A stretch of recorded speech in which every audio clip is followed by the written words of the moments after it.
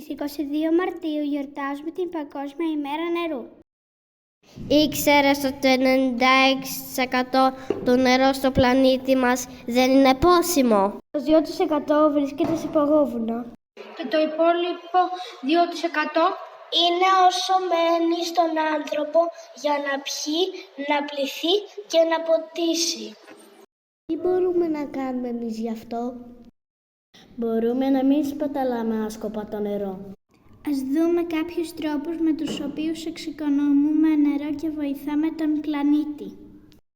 Εκμεταλλευόμαστε το νερό της βροχής και το χρησιμοποιούμε όπως μπορούμε. Δεν παίζουμε άσκοπα με αυτό. Αν κάνουμε μπάνιο, κλείνουμε τη βρύση όσο σαπονιζόμαστε. Φροντίζουμε να είμαστε σύντομοι, να μην παίζουμε με το νερό και να ανοίγουμε τη βρύση μόνο για να ξεπληθούμε. Βάζουμε πλυντήριο μόνο όταν έχουμε αρκετά ρούχα για πλύσιμο. Όταν πλένουμε τα χέρια μας, ας μην αφήνουμε τη βρύση να τρέχει άσκοπα. Το ίδιο ας κάνουμε και όταν φορτίζουμε τα δόντια μας. Ας ανοίγουμε τη βρύση μόνο για να ξεπληθούμε.